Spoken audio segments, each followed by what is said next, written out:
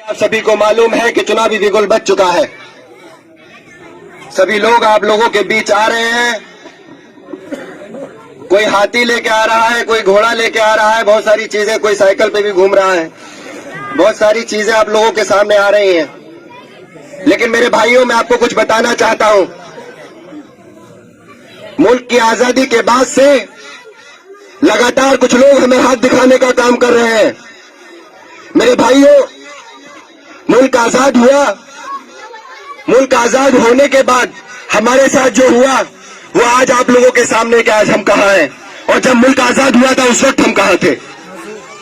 मेरे भाइयों, लोगों ने अपनी गंदी सियासत के जरिए, लोगों ने अपनी गंदी सोच के जरिए हम लोगों को आज यहां लाके छोड़ दिया है।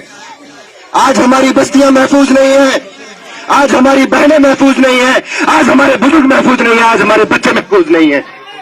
आज जगह जगह हमारे लोगों को मारा जाता है, जगह जगह हमारे लोगों के ऊपर जुल्म होता है। ट्रेनों में सफर करते हुए हमारे भाइयों को मार दिया जाता है, और ये देखकर मार दिया जाता है कि उसके चेहरे पर दाढ़ी है। मेरे भाइयों, आज हमारे बुजुर्गों को घर से निकालकर मार दिया जाता है, लेकिन कोई उनकी आवाज नहीं उठाता, लेकिन कोई उनकी आवाज नहीं बनता, लेकिन कोई उनके साथ नहीं आता। मेरे भाइयों, मुल्क की आजादी के बाद से लगातार हमारी बस्तियों को जलाया जा रहा है, लगातार हमारे लोग मारे जा रहे हैं, लगातार हमारी बहनों की अजमतें लूटी जा रही है, लगातार हमारे मासूमों को कदमों तले रौंदा जा रहा है। और हम क्या कर रहे हैं? मेरा सवाल है आपसे, आप बताइए। जिन लोगों का दावा था कि हम तुम्हारी हिमायत में खड़े होंगे, हम ऐवानों में तुम्हारी बात करेंगे, मजलूमों, हम तुम्हारे लिए हम सियासत में आए हैं, हम तुम्हारी बस्ती का भला करेंगे, हम तुम्हारे लोगों के आंसू पहुंचेंगे, हम तुम्हारी बहनों के आंसू साफ करेंगे। लेकिन अफसोस, किसी एक ने ऐवाने असेंबली में, न ऐवाने पार्लियामेंट में तुम्हारी आवाज नहीं उठाई। तुम्हारी बस्तियां जलती रहीं, तुम्हारे लोग मरते रहे, लेकिन आप आंखें बंद किए हुए हैं। आप लोग देखना नहीं चाहते, या देख रहे हैं तो फिर आप लोगों ने एक शौक बना रखा है कि हाथ देखते हैं, जलते घरों को देखते हैं और मरते हुए लोगों की चीखें सुनते हैं। ये कब तक होगा मेरे भाइयों? बताओ। मेरी बहनें यहां पे बैठी हैं। एक गुजरात आपने सुना? क्या हुआ था गुजरात में? याद करने की जरूरत है। एक भाई हमारा ईसान जाफरी, जो कांग्रेस से सांसद था, घर से निकाल के टुकड़े टुकड़े कर दिया गया, मार दिया गया। हमारी बहनों के साथ क्या हुआ मैं तुम्हें ये भी बताता हूं। बहुत जल्द भूल जाते हो ना। कोई और नेता तुम्हें अपने मन से ये बात याद नहीं दिलाएगा, लेकिन ऑल इंडिया मजलिस इत्तेहादुल मुस्लिमीन मेरा मंच है, बैरिस्टर सऊदीन ओवैसी मेरे कायद है, हर मसले पर तुम्हारी आवाज उठाते हैं। और इन्होंने कहा अपने संगठन से कि हाँ, जहां जाओ वहां हक बताना, और मैं हक ही बताऊंगा। मेरे भाइयों, जो गुजरात के अंदर जो हुआ, उसमें मैं कहूंगा कि इंसानियत वहां पूरी तरीके से अपना दम तोड़ चुकी थी। हमारी बहनों के पेट चीरे जा रहे थे, और पेट से बच्चे को निकाल के माथे पे ओम लिखा गया था। मेरे भाइयों, बताओ, क्या आपकी जिम्मेदारी नहीं थी? क्या बहुत बड़े बड़े बाहुबली नेता बनते हैं? क्या इनकी जिम्मेदारी नहीं थी? उनकी आवाज उठाते? क्या इनकी जिम्मेदारी नहीं थी? बताइए मुझे। जब गुजरात के अंदर से जब मेरी जली बहनों के जनाजे उठाए जा रहे थे, तो ये सब मेरों के साथ हुआ। किसी और के साथ होता ना साहब, सफे हस्ती से मिट जाते।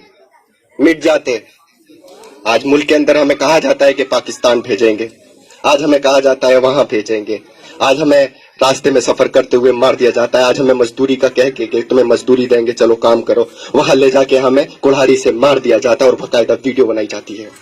लेकिन एक हमारी आवाज नहीं उठाता। अगर कोई आवाज उठाता है तो बैरिस्टर सऊदीन ओवैसी। बताइए, क्या हमारी जिम्मेदारी नहीं है कि हम आप लोगों की आवाज उठाएं? और उन लोगों की भी जिम्मेदारी थी जिन लोगों को आपने वोट देके मजबूत किया था।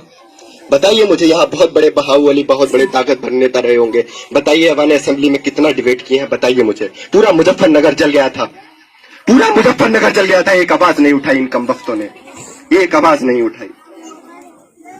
लेकिन मेरे बुजुर्ग यहाँ बैठे हैं, और मैं अपने बुजुर्गों के सामने ये बात रख रहा हूं। मैं चाहता हूं कि वो हमारे साथ आए, वो हमारे साथ आए। आज मुल्क के अंदर हम लोगों के साथ हो क्या रहा है?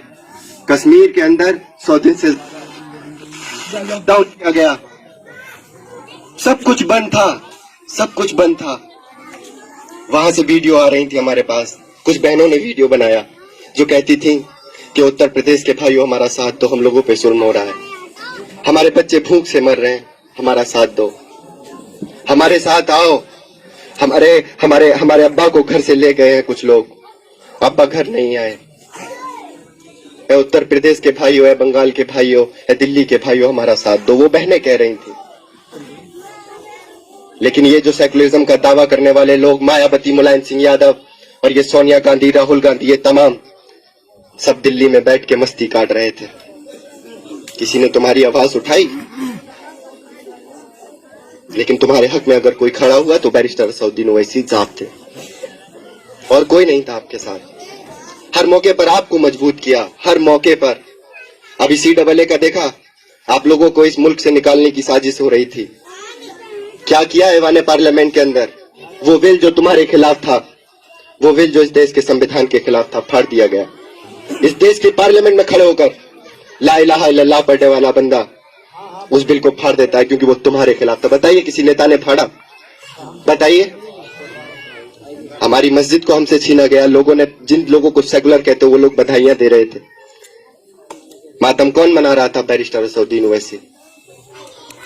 लेकिन इलेक्शन आया, सिर्फ इलेक्शन का नाम नारा लगाना, शोर मचाना नहीं है। और कब से मचा रहे हो ये शोर? कब से मचा रहे हो? कब सोचोगे इन बच्चों के मुस्तकबिल के बारे में? और मैं आपको एक बात साफ कह देना चाहता हूं कि जब गुजरात जल सकता है, भिवंडी में सब कुछ हो सकता है, मुरादाबाद में ईदगाह में नमाज पढ़ते हुए